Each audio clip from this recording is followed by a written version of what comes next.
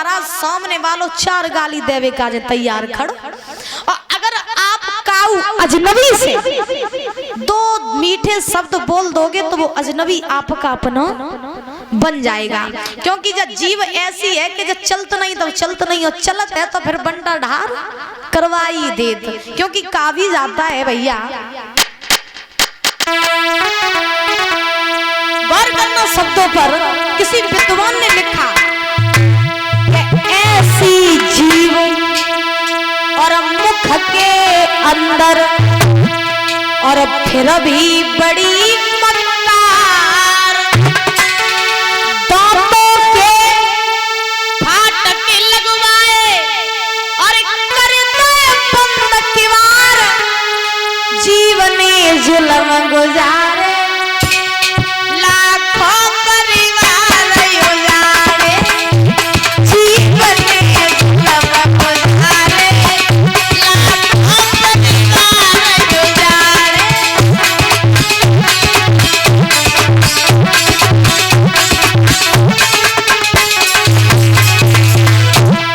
गौर करना, ऐसी जीव मुख के अंदर फिर भी बड़ी मक्कार, दांतों के फाटक लगवाए कर दे बंद किवार, जीव ने जुल्म गुजारे लाखों परिवार उजाड़े। लिखा है ऐसी जीव मुख के अंदर फिर भी बड़ी मक्कार, दांतों के फाटक लगवाए कर दे बंद किवार, जीव ने जुल्म गुजारे लाखों परिवार उजाड़े।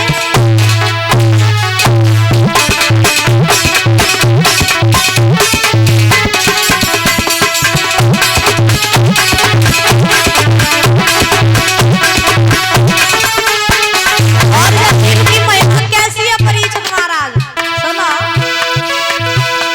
अरे जीव है जादूगरनी, पलवर में प्रेम बढ़ावे,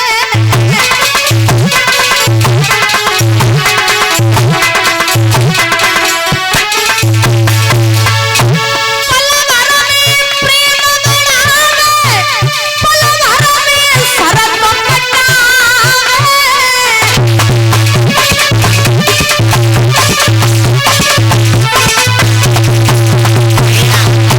अरे जीव चक्र चालक बड़ी है, जागी महिमा अपरंपार, जीव ने जुल्म गुजारे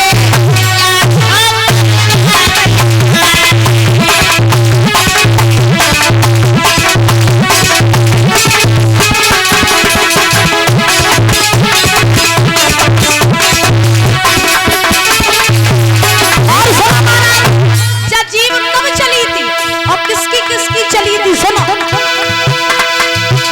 एक दिन मन भरा दासी की ऐसी जीव चली थी,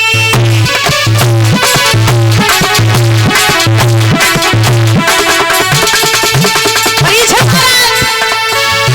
अरे पूछती जो समझ आएगी क्या कई कीमत कारी थी।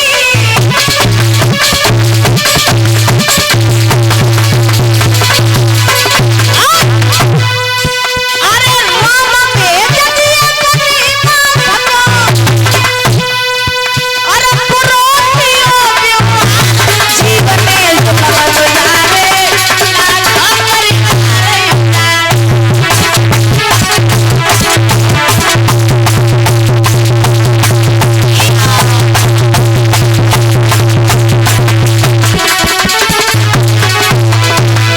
जीव चली थी मंथरा दासी की, और जब मंथरई ने आग लगाई थी जाके क्या कही सके, सुनो। राजपाट ले लो अपने लड़का का, जो मांग ले ना राम बनिए तो फिर तुम पीछे। तो महाराज नहीं क्या कही ने जाए कि राम जी को वनवास भिजवाया था, नहीं के कही। अब जीव किनकी ओर चली थी, सुनो। अरे एक समय था ऐसा ऐसा, द्रौपदी की जीव चली थी।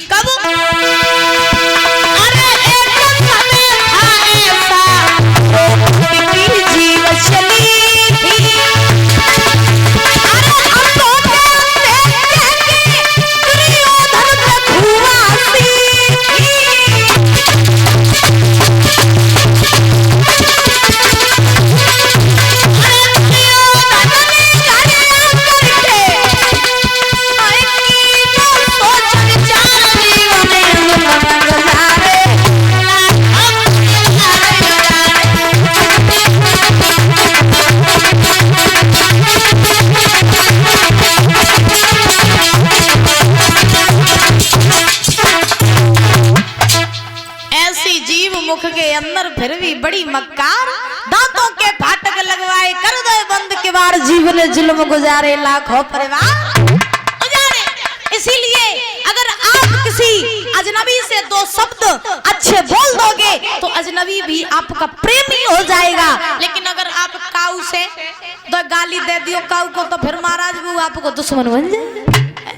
अब हम ना कभी आपको जानते थे, है ना, हम कभी आपको नहीं जानते थे, ना आप लोग हमें जानते थे, लेकिन बस इसी जीव के ही कारण, इसी वाणी के ही कारण आज हम आप लोगों से इतना प्रेम करने लगे, आप लोग भी हमसे प्रेम करने लगे, है ना। और अगर हम अपने इसी मुख से दो चार शब्द गलत कह दें तो आप फिर कहोगे जाके शास्त्री जी बहुत बुरा बोलती हैं, कहोगे ना मैया, है। और हम अच्छा बोलते तभी आप लोग कहोगे, जब हम चले भी जाएंगे तो आप लोग कहोगे कि लड़की अच्छी थी, जो बड़ा ही मीठा बोलती थी, कहोगी ना। इसीलिए कहा जाता है अगर आप किसी से अच्छा बोलोगे ना तो अजनबी भी आपका प्रेमी बन जाएगा, और अगर आप किसी से दो शब्द बुरे कहोगे तो वो भी आपका दुश्मन बन जाएगा।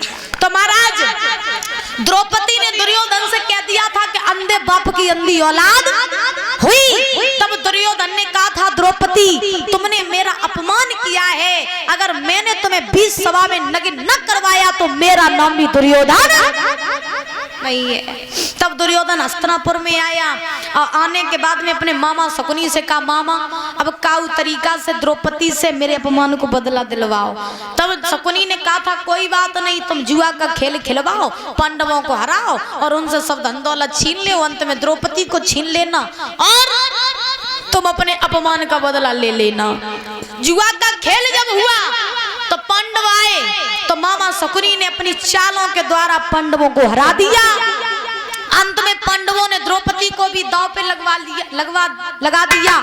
उसी समय आज दुर्योधन ने दुशासन को भेजा कि द्रौपदी को केस पकड़ के सभा बीच में ले आओ। तब दुशासन गया था और द्रौपदी के केस पकड़ के सभा के बीच खींच करके लाया था।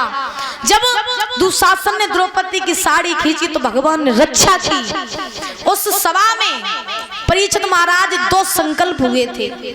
जब द्रौपदी की साड़ी खींच रहा था दुशासन तब उस सभा में दो संकल्प हुए थे। कौन सा? सर्वप्रथम संकल्प लिया था द्रौपदी ने कि हे दुष्ट दुर्योधन तू आज इस बीच सभा में मुझे नगिन करवा रहा है, लेकिन जा मेरा भी ये संकल्प है कि जब तक मैं तेरी छाती के खून से अपने केसों को नहीं धुलूंगी तब तक मैं केस नहीं बांधूंगी।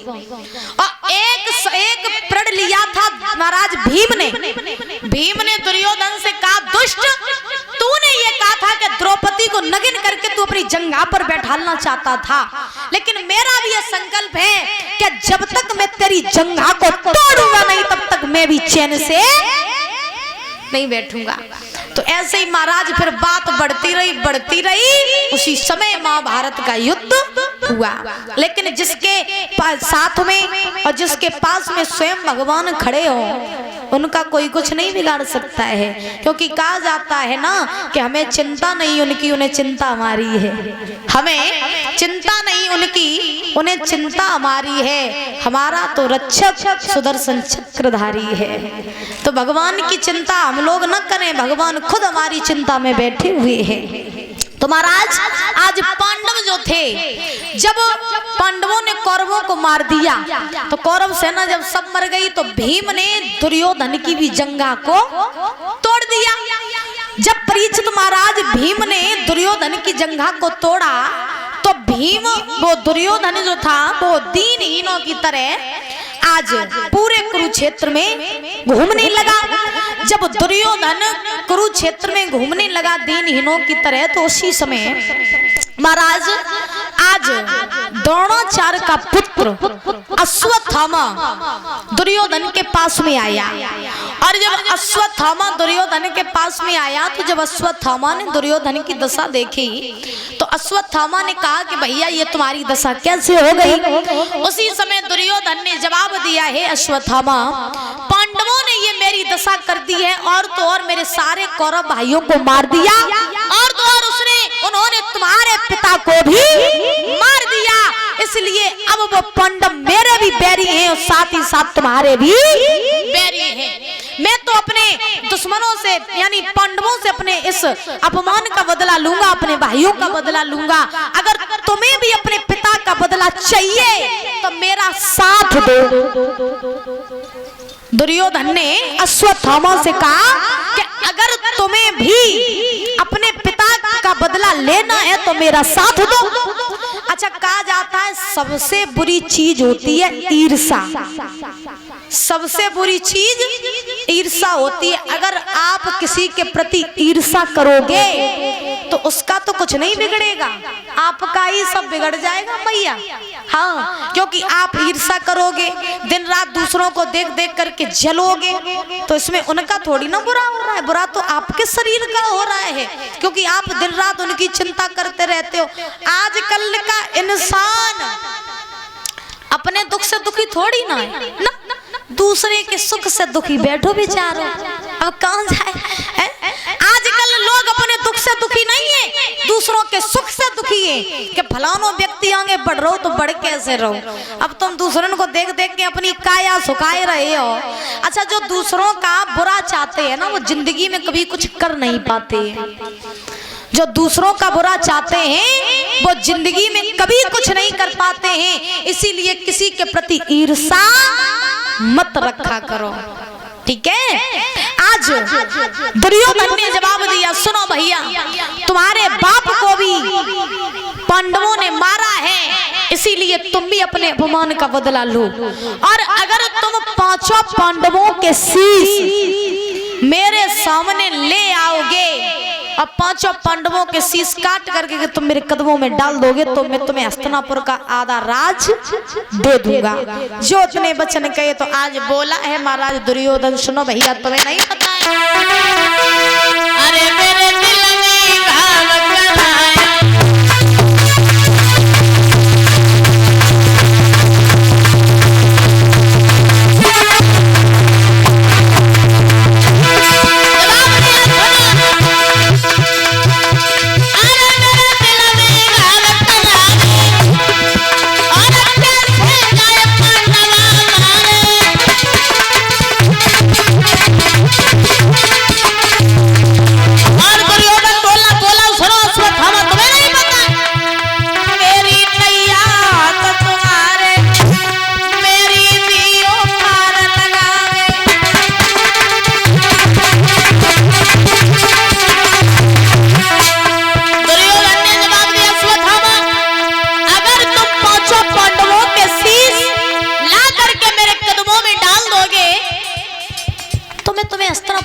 राजपाट दे दूंगा। सुनो ना,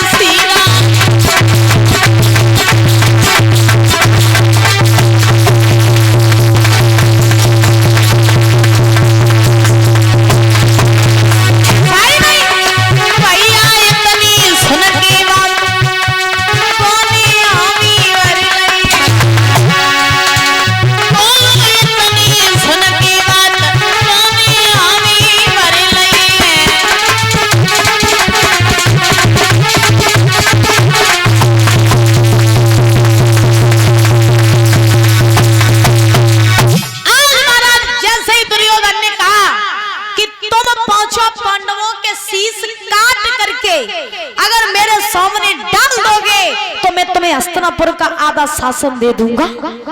अश्वत्थामा सोचने लगा जामे कौन सी बड़ी बात है? हम तो पांडवन को मार के तुरंत ले आई, उनके शीश काट के तुरंत तुम्हारे सामने ले आएंगे, लेकिन तुम अपनी बात भूलना मत। दुर्योधन बोले ठीक है, हम अपनी बात नहीं भूलेंगे, हमने तुम्हें वचन दे दिया अगर तुम पांचों पांडवों के शीश काट दो तो मैं तुम्हें अपना आधा शासन दे दूंगा। लालच बहुत बुरी वाला है परीक्षित महाराज, लालच बहुत बुरी वाला होती है। अगर काऊ से कहते हो कि भैया तुम्हें 50,000 रुपया दिया, तुम जाओ फलाने को मर्डर करे आओ, तो बिना सोचे समझे काम खत्म।